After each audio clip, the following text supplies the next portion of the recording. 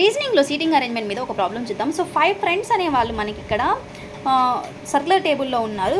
వాళ్ళు ఫేసింగ్ ఎలా ఉంది టువర్డ్స్ ద సెంటర్. సో ఇలా చూసుకుంటే మనకి 5 పర్సన్స్ 5 యారోస్ పెట్టాను. సో ఇక్కడ చూడండి, ఇలా పెట్టుకుంటే మన హ్యాండ్ ఇది లెఫ్ట్ అవుతుంది, ఇది రైట్ అవుతుంది. సో అలా చూడండి, right left, again right left. So ఇక్కడ రైట్ అవుతుంది, ఇక్కడ లెఫ్ట్ అవుతుంది. సో ఇక్కడ లెఫ్ట్ అండ్ ఇక్కడ రైట్, అగైన్ ఇక్కడ లెఫ్ట్, ఇక్కడ రైట్. అగైన్ ఇక్కడ లెఫ్ట్ అవుతుంది, ఇక్కడ రైట్ అవుతుంది. సో చూడండి, ఫస్ట్ ఏమన్నాడు, D is sitting to the immediate left of A. So A యొక్క ఇమీడియట్ లెఫ్ట్ ఎవరున్నారు, డి అంటున్నాడు. సో లెఫ్ట్ సైడే కదా. సో నెక్స్ట్ ఏమంటున్నాడు, C is sitting to the immediate right of B. So B యొక్క immediate right ఎవరున్నారు, C.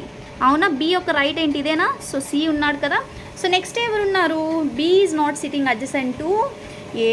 So B అనేది ఏకి అడ్జసెంట్గా లేదు. సో మొత్తం ఓవరాల్గా ఏం మిగిలింది, ఏబిసిడి ఈ. అయితే ఏమడిగాడు, who is sitting right to second to right of D. D యొక్క సెకండ్ రైట్ ఎవరున్నారు, ఈ. సో ఫస్ట్ రైట్ ఎవరు, ఏ. సెకండ్ రైట్ ఎవరు, E. Option D is the correct.